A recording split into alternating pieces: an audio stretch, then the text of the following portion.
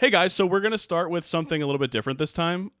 We have new people on the podcast. We have a guest. We have a real guest. That's not just like somebody that we brought in. It's not my dad. Yeah, so we have Chad and Kevin here from Cinema Sugar, and instead of doing like a cold open, we're just gonna, introduce them. So yeah, tell us about yourselves. Chad, take it away. Sure, yeah, I'm Chad Camello, managing editor and co-founder of Cinema Sugar. Kevin Perkle. What do we call me? Creative director, co-founder, whatever. Editorial director and co-founder. Editorial director. Happy to be on here, guys. We started the website like a year and some change ago.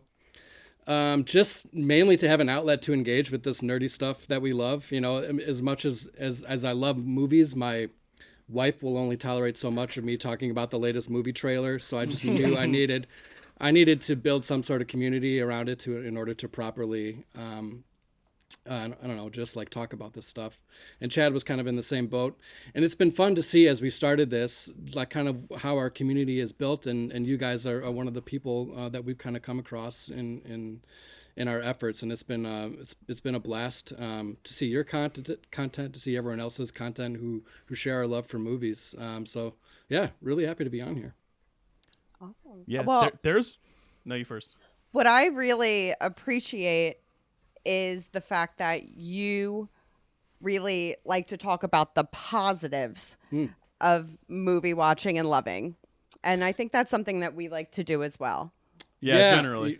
For the most part. At least publicly. We're like-minded and we're drawn to other people who are the same way. Criticism has its place, but I think it's like just the internet can be so mean and people get a lot of positive response to meanness, and we don't feel that that's the right tone to bring to this thing that we love so much. It's not something that we like participating in, so we don't want to put that out into the world. Movies, they have a intellectual capacity for a lot of people, but for the average person, like they live deep in the hearts of everyone that you run into and that you could talk to on the street. Mm-hmm. And so we're really trying to tap into that. The most esteemed films in the world, are beloved, but also, what about A League of Their Own? And what about, like Hook in Back to the Future? All these movies that don't occupy that same sort of, Criterion Janus space, but still are beloved by people. We just really wanted a place for everyone. Yeah, I love say that. Too, just the contributors that we've been working with along the way, who've kind of latched on to the vision and either written essays or listicles or other fun things. It's just been fun to see what other people have also been really drawn to and see what lives in their heart in terms of the movies that they've grown up with or have come to appreciate, and giving them the opportunity to write about that has been really cool, and just to see what people love and kind of experience the love of movies through other people. That's also been a big highlight for me. Yeah. And it's a great way to see things that you may not have grown up with that you can discover later. Totally is. Yeah. That's awesome.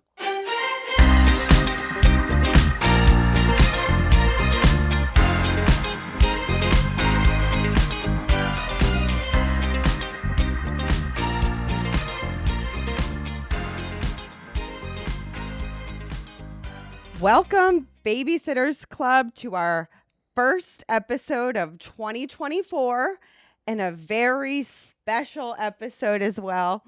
I'm Erin. I'm Tom. And this is Baby's First Watch List, the podcast where we watch a film each week and determine whether we want to show it to our son. Spoiler, the answer is always yes. We always do. Well, we pick the movies, so. Yeah, that is true. So today we are talking all about the 2008 Pixar science fiction film, WALL-E. And so before we jump in, I want to have a little bit more from Kevin and Chad. I want to know, what is the thing that got you into movies? Jeez. It's a big question. I can tell you mine. Sure. In 2007, AFI released their like updated list of 100 best movies. Sure. And I was like a nerdy freshman in high school. Yes. And I'm like, I'll watch Mr. Smith Goes to Washington. And so I was like, I'm going to watch all of these. And I did not. But I watched a bunch of them. And that got me kind of into movies a little bit more. That's so cool. I finished that list during the pandemic. It was a great time Awesome. Really? to tackle that. Yeah. Cool. Man, for me, it's hard to pinpoint like the moment. The movies have just have been such a constant presence in my life, like as far back as I can remember. But really, the like kind of like mind blowing experience was Jurassic Park. Never again will I be a kid in the theater witnessing dinosaurs come to life before my very eyes. It was just an unbelievable experience and one that you really never forget. I love that. Yeah, for me, I grew up in a house that was always watching movies, and my dad especially was really big into classics. So that was just kind of part of my film education, whether I knew it or not. I think for me, like, a formative moment was seeing Toy Story, to relate back to Pixar. So that was about 95, seeing that in the theater, and then, having it on VHS and just having it completely memorized from there. I could recite the whole thing at a certain point in my life. And, and that, I think that was true for a lot of people of a certain age, being an influential movie. But so that was an early one. But then from there, I think in middle school, discovering Back to the Future, that's a sort of keystone movie for me. And then again, exploring more of the classics of old Hollywood and noirs, and just really going from there and becoming a real hardcore cinephile, starting kind of in that middle school, high school range, making little short films with my friend, and then just seeing all that I could, either in movies or renting them. So it's just basically as long as I can remember, I've been into movies to some degree. Nice. Tom, That's awesome. you were super into movies too, watching Big Mama's House 2 in the movie theater. First movie I saw with my friends. There you go. Without my parents. That's so cool. Oh, yeah. Well, for me, I mean, it was my dad. It's a rite of passage in my family to watch The Godfather, like, immediately, as soon as you can, like, say words. So I've seen that a million times. My dad gets hyper, like, obsessive with all those dad movies, like Goodfellas, like all those mob movies, the whole thing. So, like, I kind of came up on that. And then really in college, I started going through, like, the Denzel stuff, some, like, Russell Crowe stuff. Gladiator was another one that my dad watched about 45,000 times. And then really, honestly, it was only the last, like, 5 to, like, 8. Really, I started watching all the Best Picture nominees every year. Cool. And that would sort of help me branch out. I think I started with the year that had, like, Boyhood and Birdman. 2014, I think. 2014, yeah. And really, I picked it up from there. So I, like, had the groundwork, but I really started to watch a lot more the last, like, 10 years or so. That's so cool. Typical Jersey Italian, though. Oh, Godfather and Goodfellas. Goodfellas, Yes. yeah. Yes. Totally. I love So, it. a little bit more about WALL-E. It was directed by Pixar mainstay Andrew Stanton. He also directed Finding Nemo and its sequel, Finding Dory. Finding Nemo, my sister had to watch in the movie theater while sitting in the aisle. Very popular movie in Burlington Wow. County. Remember those days? Yeah. He also co-wrote and co-directed A Bug's Life, and he co-wrote all of the Toy Story movies. He also voiced the surfer turtle Crush in the Nemo movies, and he replaced Kevin Spacey as the voice of the villain Hopper in the Disney show It's Tough to Be a Bug, which has given many people terrifying nightmares of their trip. Wow. Yeah. I've never heard of this. Yeah, I didn't know that Crazy, existed. right? Maybe You've don't nev- add that to your baby's watch list. Yeah. Yeah. I know. So Stanton co-wrote WALL-E with Jim Reardon, best known for his work on The Simpsons. And the story was also by Pete Docter, who is the chief creative officer over at Pixar. It was put together by many Pixar greats, and the music was by Thomas Newman, who has 15 Oscar nominations. And the Newman family has racked up a lot over the music categories. Tom, do you want to guess how many his cousin Randy has? In the 20s. It's 22, yeah. Yeah. And he has two The very wins. least that man deserves. The very least that man deserves. Yes. Absolutely. Yes. And I think the Newman family, yeah, they have 92 Academy Award nominations among all of them, which is wild. Yes. How many Bradley Cooper's going to have before he wins one? Bradley Cooper? I don't know. He's got, what, 9 so far? Yeah. Yeah. Poor guy. Yeah. So upon its release in June 2008, WALL-E was a big success. It made $532.5 million on a mere tiny $180 million budget. But it did come in second at the box office to a movie that was on TV yesterday. Hancock? Hancock. Really? Wow. Hancock beat it. I was at Hancock. I didn't see WALL-E in theaters, but I saw Hancock in theaters. There you go. It was a critical success as well. It won the Oscar for Best Animated Feature. It was nominated for Original Screenplay, Original Score, Original Song, which you specifically said you did not like. Yeah. Yeah. Sound editing and sound mixing before they were combined. There was a push for a Best Picture nom and disappointment when that was not successful. But the next 2 Pixar movies, Up and Toy Story 3, were nominated for Best Picture. They are 2 out of the 3 animated films that have been nominated. The third was, it was beforehand. Anybody know? Beauty and the Beast. Beauty and the Beast. Oh, it was Disney, not Pixar. Okay. Yeah. 1991's Beauty and the Beast. Time magazine ranked WALL-E as the best movie of the decade in 2010. Sight and Sound's 2012 poll has WALL-E as the second best animated film of all time, behind a movie that you just watched with our son. Is that Spirited Away? You're very close. Princess Mononoke. Oh, okay. My neighbor. Yes, which I keep calling my cousin Totoro, which is like so bad. Like, I'm like, I've been watching my neighbor Vinny. Yeah, exactly. Just watching a lot of Severance lately. I don't know. But it's also preserved by the Library of Congress for being culturally significant, of course. I do have a New Jersey connection because my theory is that the state of New Jersey is the reason why we have all great things. Oh, yes. All great things. We somehow covered Roman holiday and found a New Jersey connection. This one is a major stretch. Tampopo also had one. We made it work with Tampopo. We really did. Yeah. We went all the way through Brittany Murphy to get there, but we got there. Oh, man. Yeah. Love that. So for WALL-E, you gotta wait it out because it's there. WALL-E loves watching the movie adaptation of Hello Dolly. Okay. Who was the cinematographer for Hello Dolly? Newark's own Harry Stradling. Yes.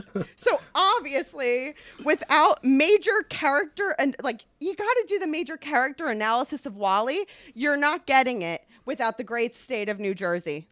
There you go. Incredible. There you have it. So that's what I have for WALL-E. Tom, you want to give us the tiniest little synopsis ever? Yeah. Like I said, I don't have any notes because I'm using this to record. So I'm just gonna run through it really quick. WALL-E's like a cleaning robot type guy, and the Earth. There's been an apocalypse. There's some sort of post-apocalyptic scenario, and he's cleaning up. He's doing his duty. When all of a sudden, one day, there's a new, sleeker robot that comes down named Eve, and WALL-E's head over heels immediately. And so he sort of, she ends up being taken onto a large ship called the Axiom, and he follows her there to sort of get her back and everything. And on the Axiom are people who had basically, I think it was 700 years prior, that's like the humans that are left, and they are lazy and in chairs, like with all the basic. It's almost like almost I don't know. They're in like computer chairs essentially, and they sort of come of age. They sort of realize all the things that are going wrong. They can't go back to Earth and all that. So Wally and Eve got to make their way out, make their way back to Earth, and of course, eventually, they do make it back with a plant. With a plant to sort of restart organic life on Earth. Beautiful. Yeah. All right, easy enough. So yeah, I skipped the whole 2001: A Space Odyssey robot villain, but.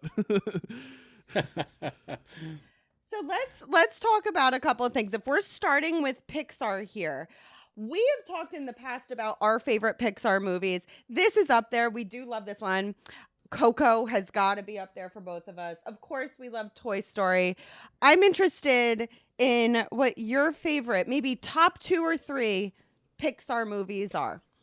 I did look at my list, Kevin. I'm sure you have a list on Letterboxd too of this, but I was looking at mine. Although I do want to say I listened to your Ratatouille episode, and when you were talking about this, Wally did not make your top 5s. So I want to oh my gosh, wait! That. That's right. Don't call us out on that. Hey, everyone's got their own taste, but I just coming into this conversation, I would be curious after a recent rewatch if that has changed for you. I hate when people do their research. But for mine, I kind of wrestled with mine. I mean, Wally's my number 1. I'll just say for Pixar, followed by I did a top 5 just because that's an easier way for me to look at it. So Wally number 1, Incredibles number 2, Ratatouille number 3, Toy Story 1 number 4, and then Finding Nemo at number 5. Wow. The Toy Stories I was really wrestling with because I love all of them. The first 3 especially, but. So it's almost interchangeable for me, those in that slot. But yeah, I'd say Ratatouille just, has really climbed in my estimation over the last year or two, just because my 4-year-old loves it and watched it a lot. We have an audio version that's basically like a kid's novelization version. So I've been really steeped in it a lot and have just really come to appreciate that. But anyway, that's a separate conversation. I'm taking notes on that. That's yeah, awesome. Absolutely. We're in the Grinch, a little bit of Frozen era right now. There you go. Hopefully we'll bring it over to Ratatouille soon. Yeah. Solid picks, Chad. I think for me, Wally number 1 as well. Cool. 2 has got to be Coco. It's just an unbelievable movie experience. I told Chad that and Top Gun Maverick are the only 2 movies in my 30s that I've gone to the theater twice to see. Wow. And then Soul. It was one of those sneaky ones that kind of snuck under the radar during COVID. It was one of those Disney Plus only releases. So it didn't get as much, coverage or excitement as a theatrical release. But man, that one really just packs a punch, an emotional punch at the end. So, and the world building is incredible. So yeah, I'd say those are my top 3. The music in Soul is so good too. Totally. It's John Batiste, right? And Trent Reznor. Yeah. Right. Yeah, that's awesome. They split worlds. Jean Baptiste does like the earth, jazz type stuff, and then Trent Reznor does the really kind of ethereal, what are they called? After or the great beyond type music. Yeah, totally. I have to say though, I grew up. I'm a little baby. I'm not old at all. So I grew up with Cars a little bit. There you go. And I hated Cars growing up. And now I kind of love it. I feel like I'm meant to be a boy mom. I'm just like, Larry the Cable Guy, you're so funny. Yeah, Paul Newman. You just can't beat it. You can't. Oh, I love Paul Newman. But you just, it's just fun. That's one of those that because it kind of dipped in terms of critical acclaim after that initial run of Pixar, that it kind of gained the reputation that it's bad, but it's not bad. It's still good bad. Pixar. I haven't seen the third one. The second one I don't find good at all. But the first Cars, solid, really good. Yeah, it's still. I don't know where I have it ranked, but yeah, that's totally defensible. Okay, good. We haven't seen. Have you seen Cars 2? No, but isn't it Mater becomes James Bond? Yeah, they go to Europe, and it's I don't know. And he becomes, mean- Mater becomes kind of the focus of it, which is just, that has to be your cup of tea in order for you to enjoy it. So, Yeah. Yeah, totally. Yeah. I mean, Larry the No Cable one- Guy is good in small doses. I don't know about a whole movie. Yeah, it's probably true. Good rule in the movie business. No one has mentioned Inside Out. Does that rank high for anyone? I do like Inside Out. I'm a teacher. I'm an 8th grade teacher. So I deal with a lot of 13-year-olds. Yeah, sure.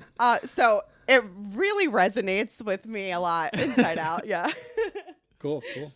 That one I just haven't seen in a long time. Like, I've seen so many of these 5, 6, upwards of 7, whatever. So, like, Inside Out, I feel like I would have to see another 1 or 2 times for it to really settle with me. But I guess I've had time. Like, I've seen Coco like 3 or 4 times. So, I don't know. I'll have to go back and rewatch Inside Out. But I liked it the first time for sure. My relationship to Inside Out has kind of changed, actually. Like, I loved it when it first came out. But being in the thick of, like, constant conversations with my wife about understanding the psychology of our child, it's like so complex, and I feel almost a little uncomfortable with the idea of summing up like the complexities of a child just by way of like cute cartoon characters. Right. I don't know. Maybe it's just because I'm so like in that conversation in this particular season of life. But when I watch it, I'm like, if only it was that cute and that easy, like Totally. I know. to explain. I mean, I do love Richard Kind though, so So Bing good. Bong So is good. the best. All that said, when my daughter watches it, she has a blast just for the Bing Bong of it all, and like and the silly moments. pour one out for Bing Bong. Yeah, for real. I was like, that was like really upsetting, that movie. I know. Yeah, Really sad. totally is. Yeah. All right, so Pixar movies done. We love them. Wonderful. I do want to know too, environmental movies. Mhm. Movies that have a focus on either climate change or the environment in general. I did some research on it, and there's like a ton of animated movies that have that focus. Fern Gully, what's up? Fern Gully, exactly. Yes. And the rip-off Avatar. Right. Yep. Exactly. Don't get Kevin going on Avatar. Yeah. Not a fan. If we want to turn this into an anti-Avatar pod, I'm in. Just let me know. Well, listen, Avatar 2 is the only Best Picture nominee we have not seen in the past like 10 years. Since 2010. You are correct in that. You Philistines, you do not appreciate cinema. Okay. Stay the course. Stay the course. Don't listen to Chad. Ebert gave it a 4 out of 4, so we'll give him something for that. So it's all good. So I'm wondering if there's any movies with an environmental focus that you either really enjoyed or found impactful. I know me personally, I love Erin Brockovich, which is not animated, but I think is a really great early 2000s movie. And it has a Real Housewives of Beverly Hills connection. It's what I look for in all of my movie-going experiences. Yeah. If you could get Tom Girardi, former husband of Erica Jane, in there, I mean, I'm in. I also really, I don't know if I liked it, but I appreciated the movie First Reformed. That's the one that I was thinking of. Mm-hmm. Yep. That one is wild. Some lasting imagery. Yeah, Very, for sure. very much so. And it has kind of an environmental focus that I did not expect going into it, which I found really interesting, but also very anxiety inducing. Yeah. And I think that sometimes movies like that, when it has such an important message, that's important, right? To make sure that you feel that urgency. So I think that both of those movies did a really good job with that. Tom, what about you? Do you have any that stuck with you? I feel like 80% of Miyazaki movies are have some touch on environmentalism in some way. I guess, yeah. I mean, of those, I feel like although I feel like they all do. Like, I mean, My Neighbor Totoro is like one that is like the whole plot is driven by nature and connection with earth and animals and all that and like spirits. And just sort of how you can use that to learn to live in a new place and create a home for yourself and all that. That First Reformed was the other one that I was thinking of. Yeah. Yeah. So I would go with those. What about you guys? For me, there's a couple ways a couple different paths you can go down when thinking about this, the first thing that came to mind was a lot of documentaries. And there's a whole branch of Werner Herzog movies that are that whether it's Grizzly Man, the sort of like don't mess with nature aspect of environmentalism. But then there's ones like Encounters at the End of the World, which is all about just like the ice worlds and was in Antarctica, just beautiful. The Cave of Forgotten Dreams, which is it's sort of a mix of humanity's relation to nature.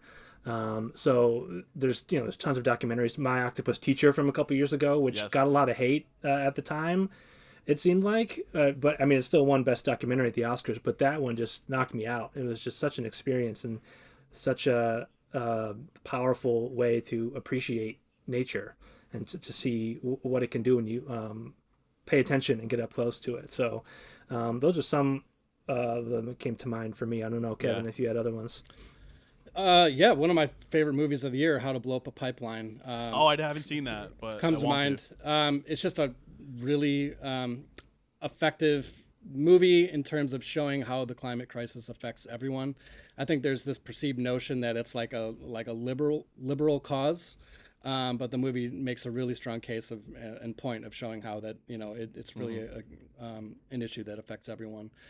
Really love that movie. Also, on the record, justice for Don't Look Up. I don't know why that movie got shit on so much. I'm seeing thumbs down all around here. I found it to just be a highly effective as a comparison to the issues we face, and highly persuasive in its execution, to the point that we're movie people. We watch movies and we think about movies and we talk about this stuff like yada yada yada. Everyone has an opinion on Don't Look Up, but for the average moviegoer who watches that, like my in-laws watched it, and they called us back and they said, "Wow, like we're going to make some changes to how we live our life," and they have in small ways. So I think that movie is brilliant, and I applaud Adam McKay for he's like the only one who's really tackling current issues directly in this moment. So justice for Don't Look Up.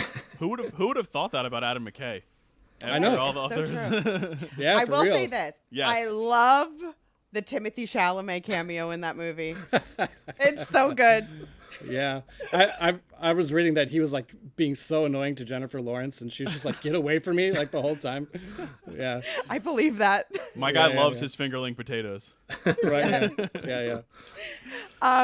Oh, another one I just wanted to throw in along the lines of the Herzog ones. Fire of Love, from a year or two ago. With the two volcanologists. Yeah. Similar type of vibe to those.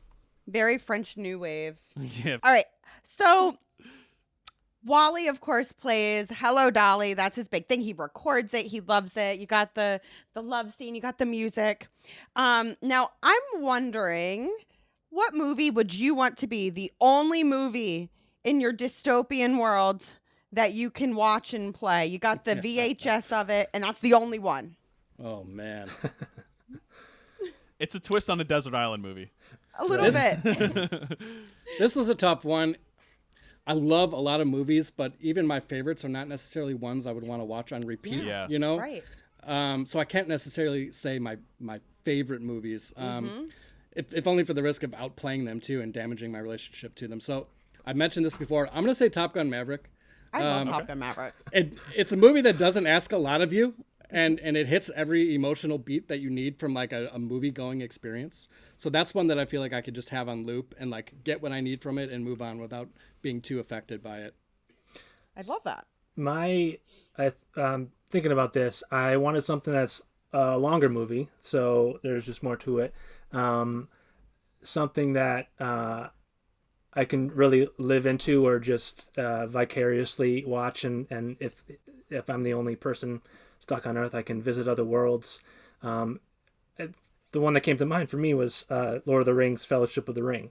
For those reasons, but it's also it's a story of struggle and hope in the midst of dark times.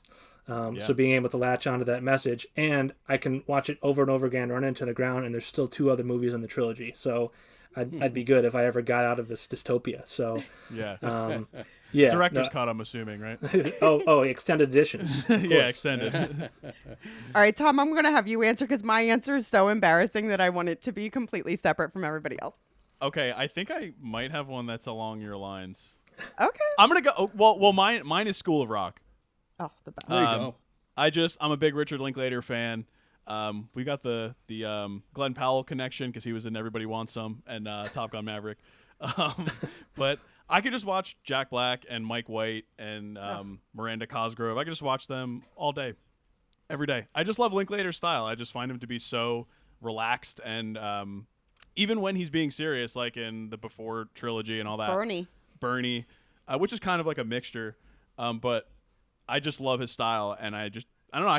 I could watch Linklater movies over and over again. Yeah, just all the time. Now you have me thinking Everybody Wants Some would be a solid I pick, was too. I was I just love about that to say movie. the same Just thing. a hangout movie, yeah. Totally, the yeah. best. At the end of a Yes. long day, you just want to hang out, you know? Like, Yes. let's throw that one up. Yeah. I love that. So what I would do is I would write like Tree of Life on the outside of it, so that like in case somebody came and saw, like that's what they would see, they'd be like, wow, Tree of Life, that's like really fancy. But really, it's the MTV recording of Legally Blonde the musical. Whoa.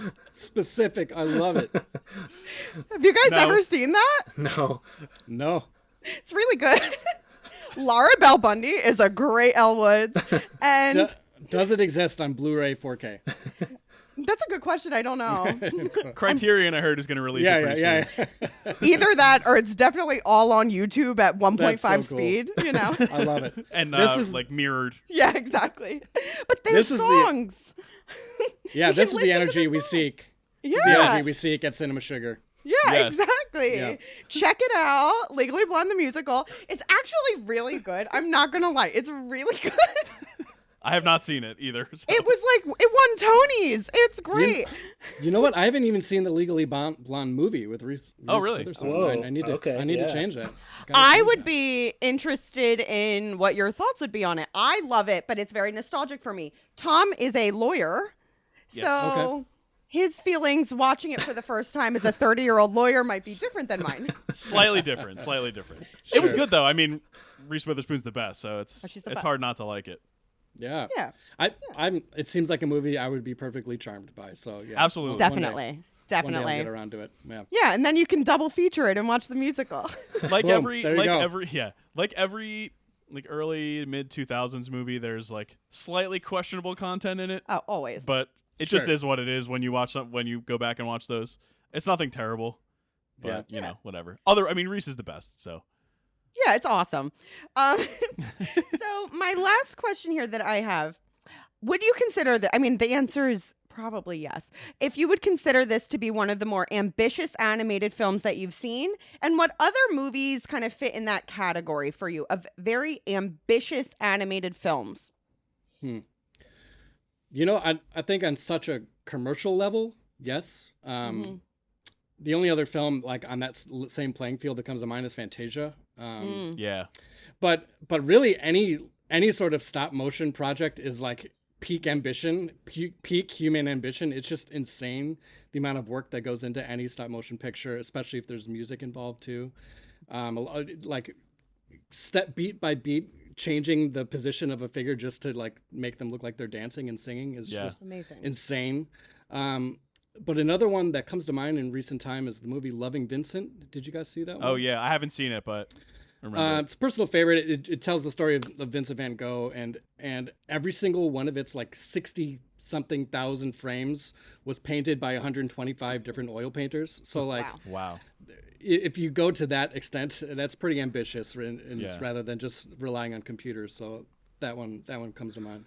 Yeah, again, there's lots of different ways you can think about what ambitious means. Is it the animation style, the amount of work that goes into it?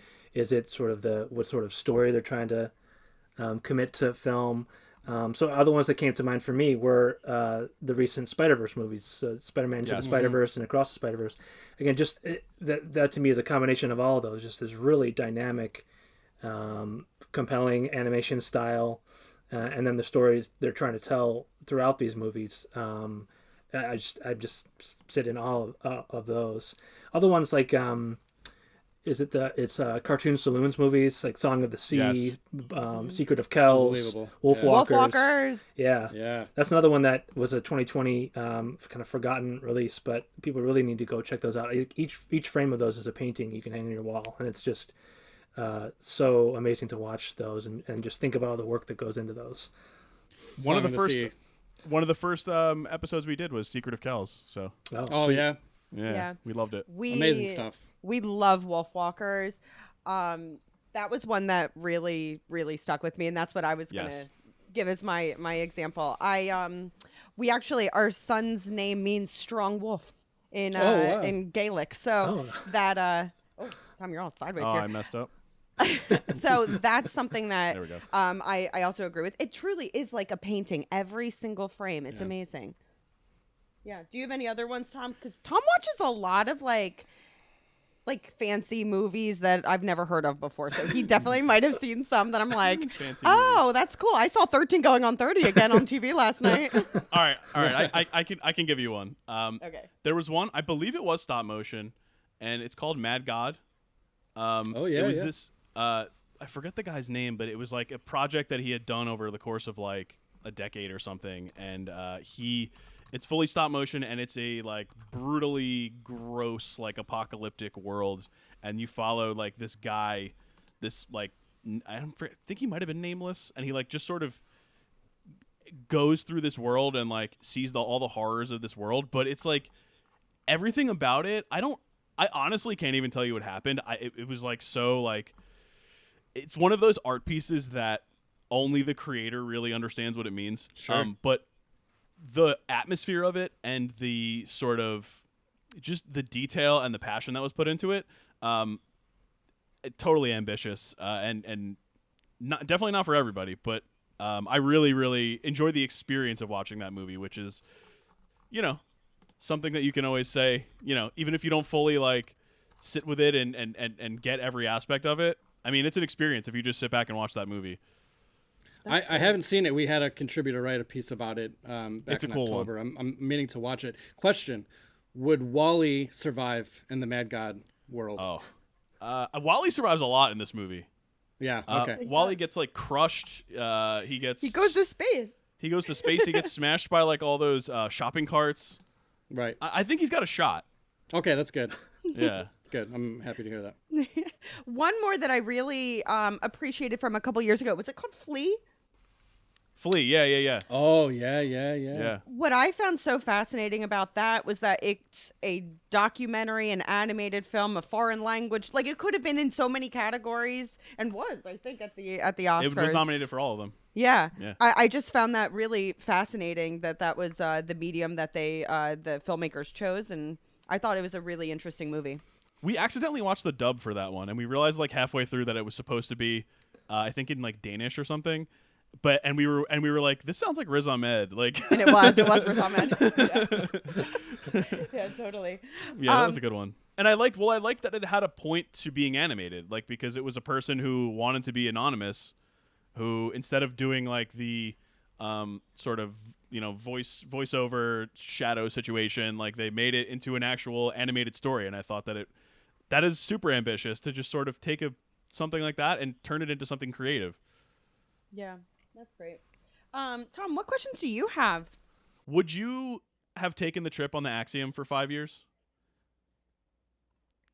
So this is I think the other way to ask this question is what is your view of cruises?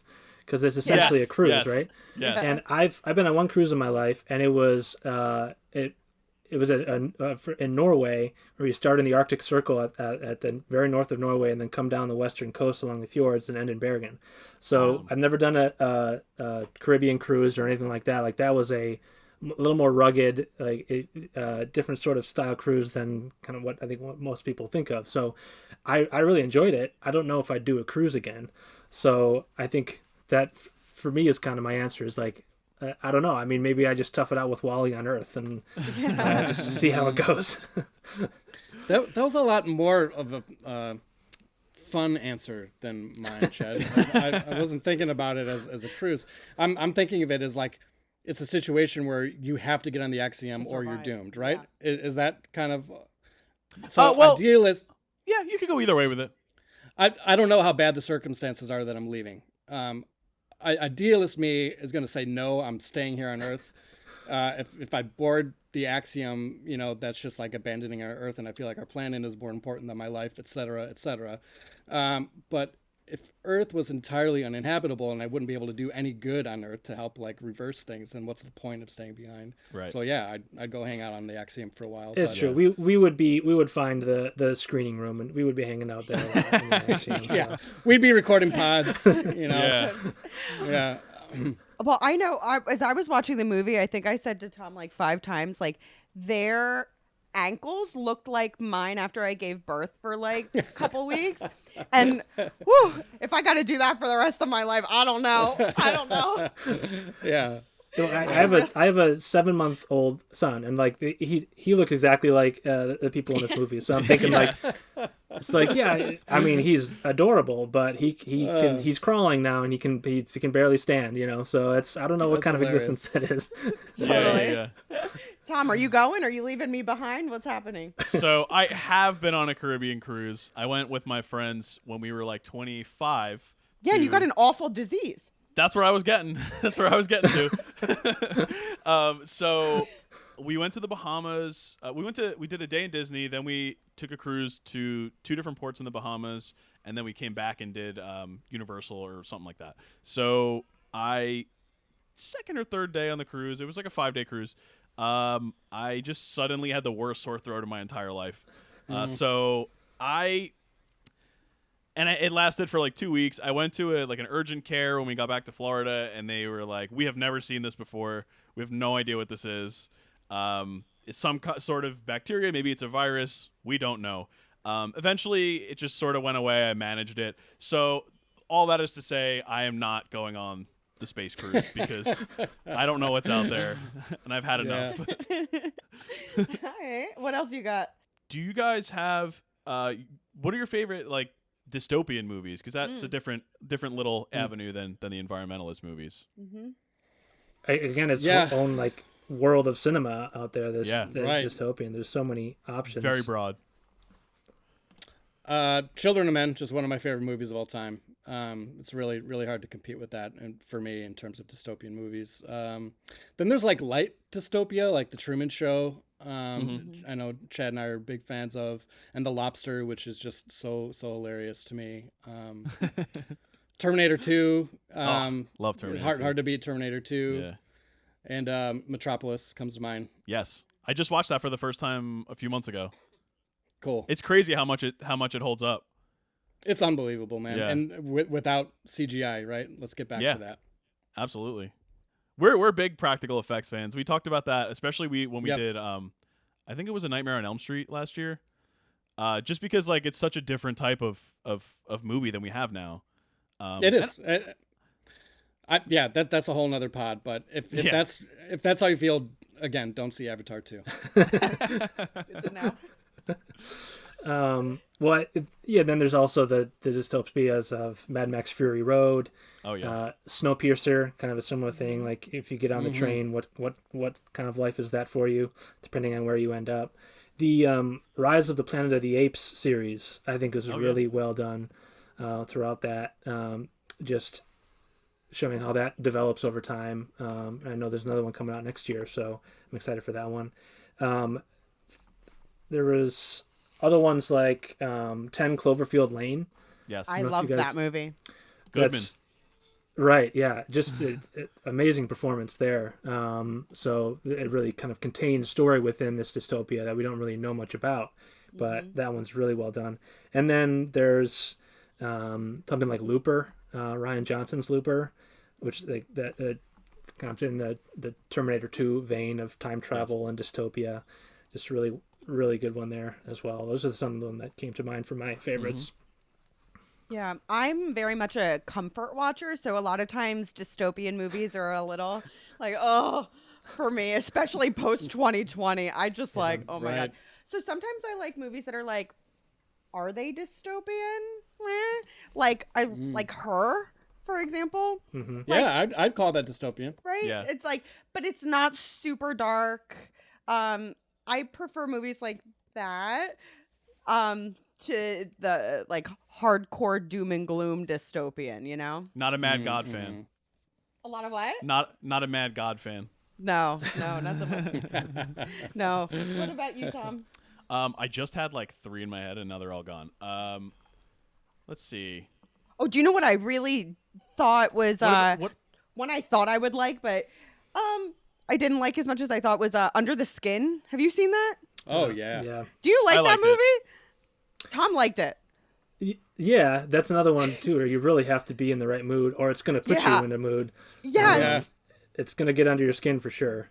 Yeah. For sure. Yeah, totally. I guess Scarlett Johansson. I'm like a lot of Scarlett Johansson for me, I guess.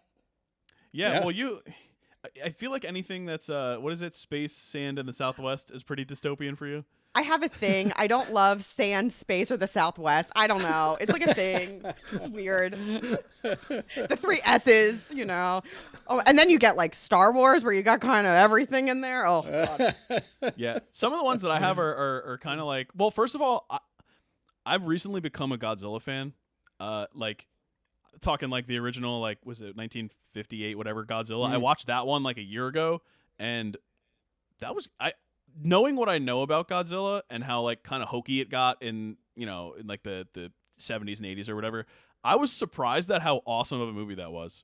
And now apparently I haven't seen Godzilla -1, but everything I hear about that is that it's incredible.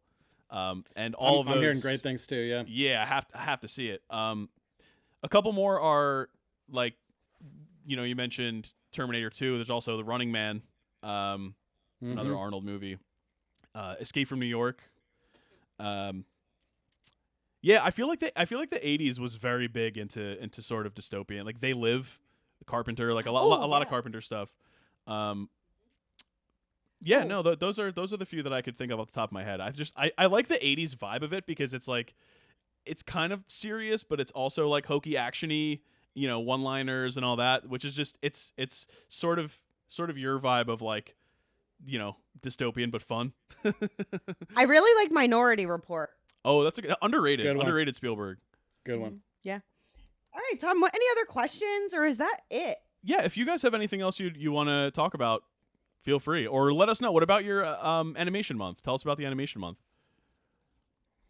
Well, yeah, every month on the site at Cinema Sugar, we tackle a different theme or genre. And this in January is going to be animation. So naturally, that's why we're here talking with you guys about WALL-E. We're looking forward to a piece that you guys are contributing to Yes. as well about the best movies to show your kids, right? Yep, we're going to do a sort of like animated guide to childhood where we're going to take each sort of stage of childhood up until high school and just throw, recommend a movie or two for each and sort of why. And yeah, that should be in the next couple days. We'll definitely have that completed. So somewhat similar to the question about what movie you would watch. So if you had to clean up Earth by yourself and he's sort of whistling while he works, listening to music, what would you be listening to? It doesn't have to be a song specifically, but like it could be an artist or whatever. Like who would be your go-to if you had to spend the rest of eternity cleaning up Earth? I gotta say, I mean, there's tons of music. Obviously, I'm almost always listening to podcasts instead of music Or when I have podcasts. the opportunity. That's yeah. So yeah, it's whether if I'm doing chores, doing dishes, or whatever, I'm throwing on a podcast. Whether it's the rewatchables or Yes. film spotting. Just I have a whole lineup of pods I really enjoy. So I would just kind of build up a backlog of podcasts, I guess, and then throw those on. That's great. Yeah, when you ask the question of cleaning up Earth, I just picture myself at the end of every day picking up after my kids after they've gone to bed, and that's usually my podcast time as well. But if I'm in a situation where day after day, hour after hour, minute after minute, I'm cleaning up Earth, I got to have some music going and save the podcast for the night. I think Tom Waits is my favorite musical artist, and it feels like an appropriate soundtrack for that kind of work. If I need some hype music, I'm going Beastie Boys to just get me moving. Yeah. If I need something to kick back, I'm going like Miles Davis or John Coltrane, just something to wind me down. That feels like Wally. Wally would be into Miles Davis for sure. Yeah, for Totally. sure. I'm gonna go with Bruce Springsteen, obviously. Yes. I mean, Does that mean I'm stuck with Bon Jovi? Maybe, yeah, he grew up in the town Bon Jovi grew up in. Yeah, I did. Incredible. Yeah. So for me, Bruce Springsteen, #1 all-time artist. I've seen him, 10 times. There's in really concert. nothing like a Bruce Springsteen concert. Nothing, Truly. nothing like it. Yeah. And I grew up with it, and I just got an MRI a couple months ago, and I put on E Street Radio. It was like 3 songs, and I was done. Like, Wow. cleaning up Earth is easy. Put on Jungle Land, you're good. That's the thing. That's the thing. It's got to be, for me, it's got to be somebody with a lot of music. If I'm going to pick an artist, and like a consistent level of quality, which is hard to find. Yeah. But I mean, it also, to the point about the movie, can't necessarily be an artist that I love, because I don't want to overkill that artist. Right. And I don't want to be like, lose that connection that I have with that artist. So I don't know, maybe like I feel like Metallica has like 12 albums or something. At least some of them are good. At least some of them are good. And then what The we new can one's do, pretty good.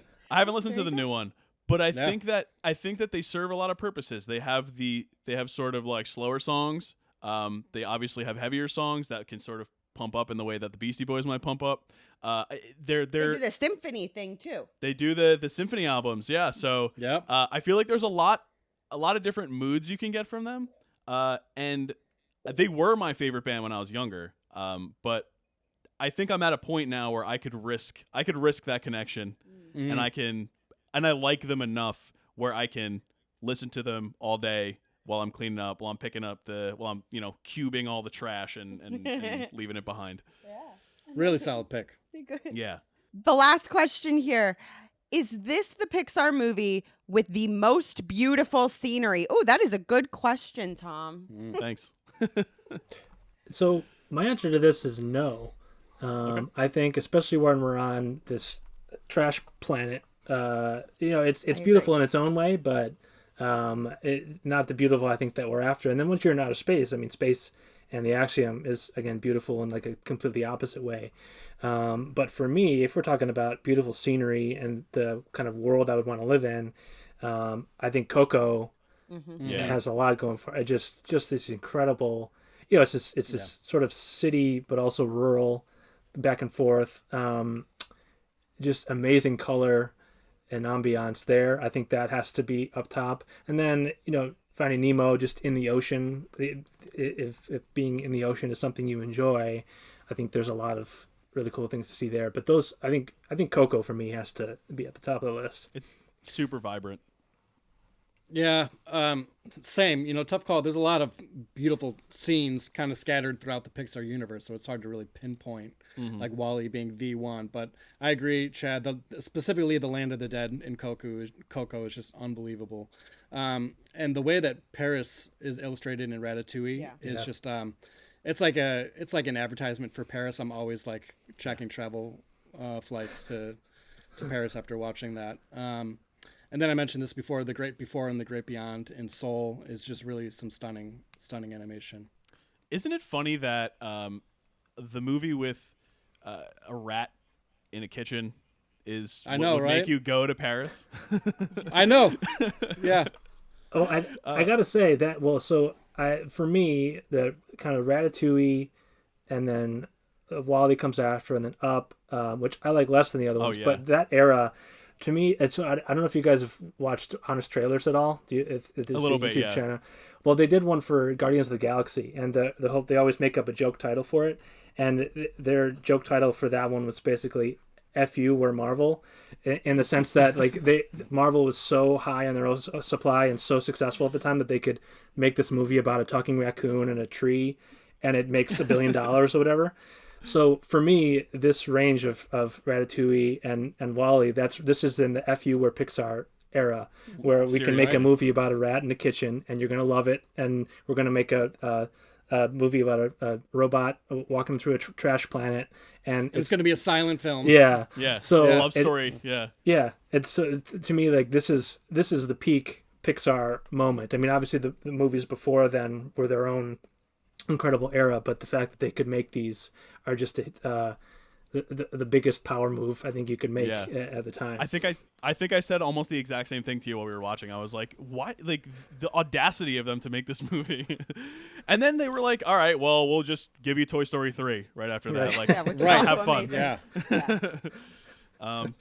That's all our questions, right? Yeah, I think so. Do you guys have anything else you want to talk about? I don't know. Any final thoughts on Wall-E?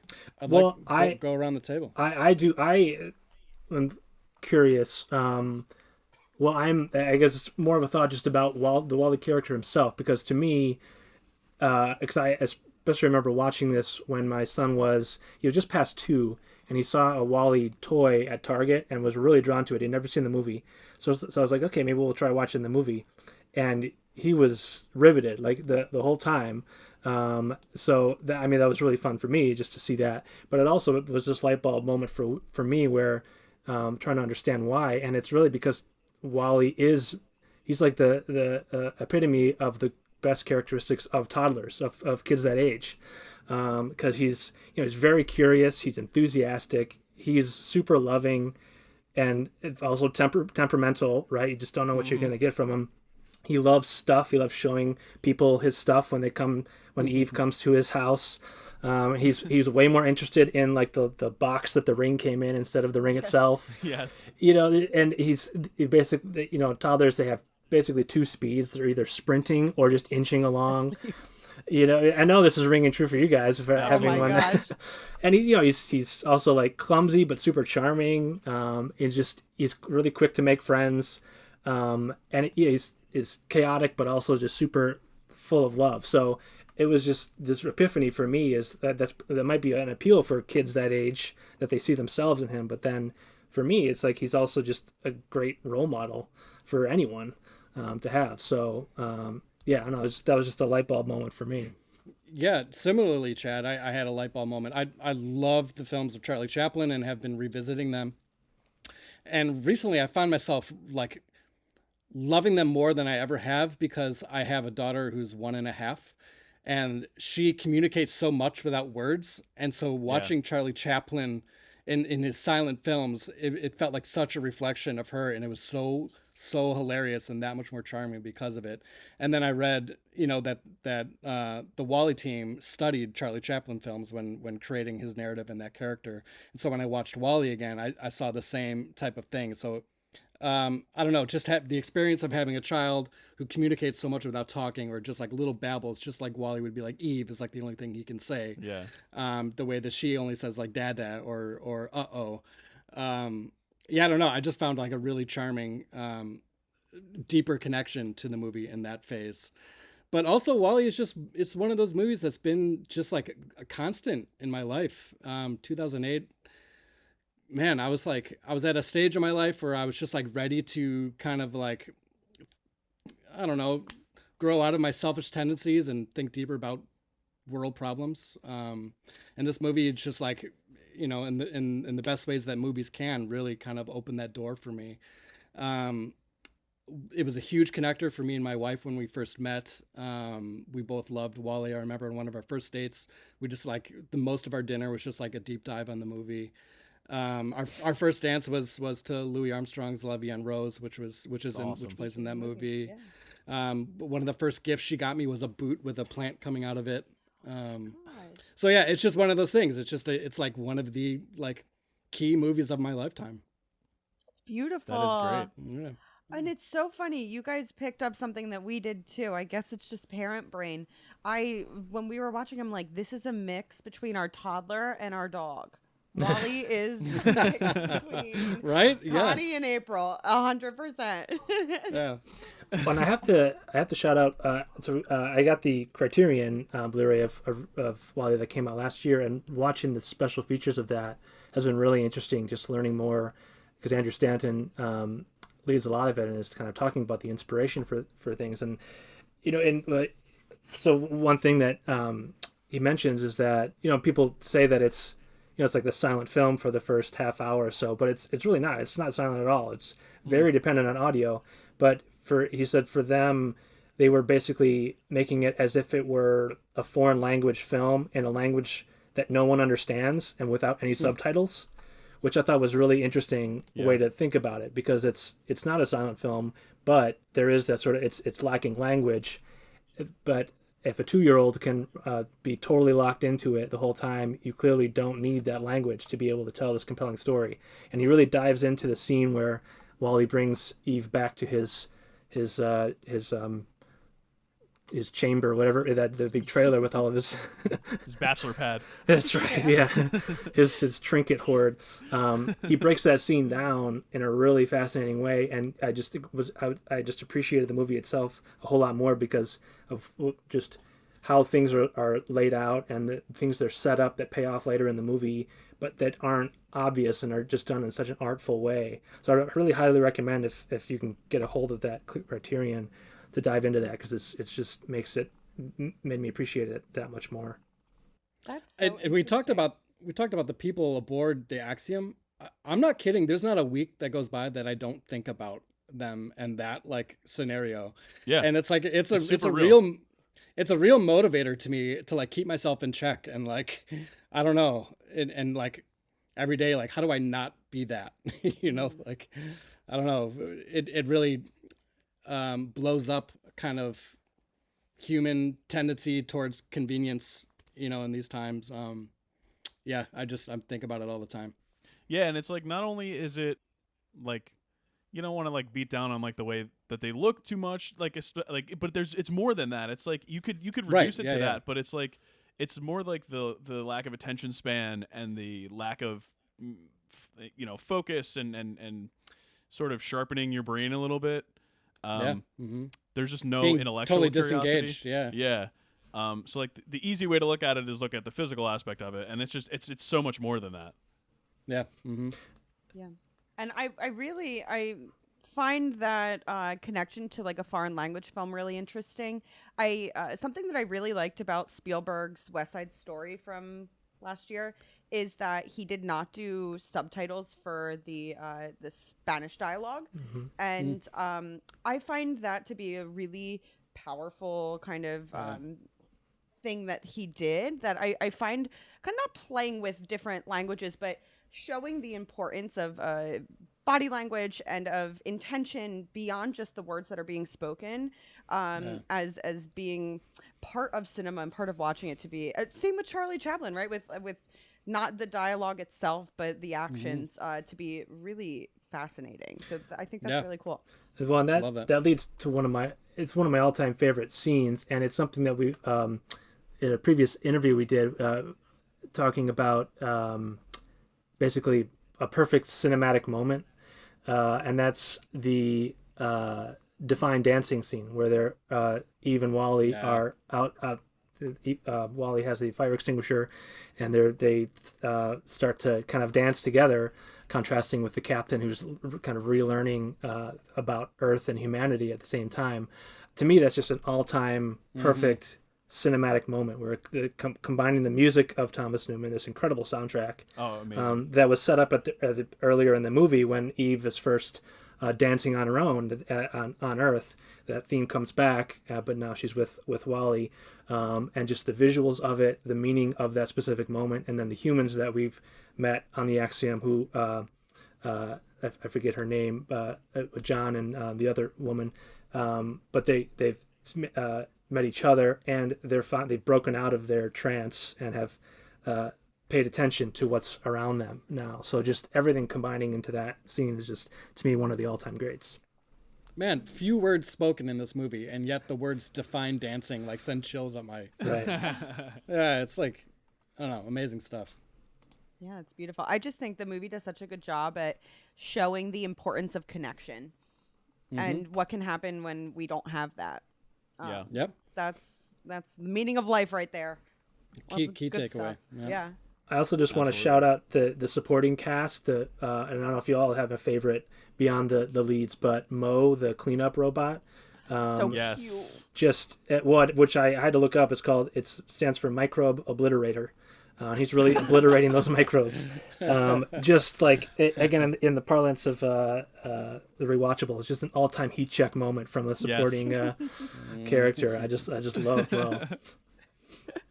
I just like to see Fred Willard. That's exactly who I was Oh, going to yeah. shout out. The only like human face, right? Oh, yeah. For- I'm watching. I think you should leave all the time. Oh, where is he? I love Fred Willard. Oh, he's R.I.P. R.I.P. Man. Especially as like was he like the CEO or like he was whatever leadership position he was in. I'm glad he got that leadership position because I love Fred Willard. Yeah, so we can move to our final question, I guess. Sure. Does Wall-E make baby's first watch list? Yeah. Imagine, like, I say this sometimes, I'm like, imagine if that was the one that didn't make it. It was never going to be the one. No. We're all like, I don't know. But now I'm excited. I'm going to show our little one Wall-E maybe before I would have because of what you guys have been saying. We were going to ask that actually in this part, just like what, whether you guys had shown it or like what age. And that's awesome. Yeah, again, I started mine. He was a little after 2. He could probably even pull off earlier. It depends on his attention span, obviously. But, it's also just worth a try to see how long he lasts. Because there's just a lot to lock into, I think. He watched Willy Wonka for like an hour straight, but then we found out he had pneumonia, so that's probably why. He just couldn't move. That's he the was only just way. really tired. That's the only way to slow down toddlers is disease. So he was probably freaked out by Gene Wilder. So. Totally. Oh man. He did sit down and watch like 45 minutes of My Neighbor Totoro with me. Yeah. Which was cool. super cool. He was like his attention span was held for some reason. We'll take it. But yeah, absolutely. Yeah. Yeah, my daughter loves Totoro and she loves Wall-E too. It's one of those movies that can be recommended for children. Yeah. And also parents. Parents obviously take away a whole nother layer of what's going on in that movie. But to what we were speaking to earlier, I think toddlers should see themselves in Wall-E and react to a lot of the physical humor and nature of it. Mm-hmm. Awesome. Great. All right. Yeah. So thank you guys for coming on. Yeah. Thank you for having us. It was Super really fun. really nice to meet you. And remind our listeners, aka mostly our family and friends, but maybe a few others. We have others. We have others. Yeah. Tell us again about a brief thing about a Cinema Sugar. Find us at heycinemasugar.com. We're cranking out content every month. Every month is a different theme or genre. Gosh, we've got a lot of fun themes ahead of us in the year. Chad, what else? Yeah, well, I also say just check out the ones that we've already done. We started up in September of 2022, and every month we've got a fresh batch of really great stuff, original content from some of our friends, some people that have just found us online and wanted to contribute. So there's just a lot of great stuff on there. We also have a newsletter for if you just want kind of a dispatch every 2 weeks of the stuff that we've been up to. That's a good way to do it as well. And then, of course, on Instagram and Threads at Hey Cinema Sugar. We enjoy chatting with other movie-loving folks. And your graphic design work is really beautiful. I love your Instagram.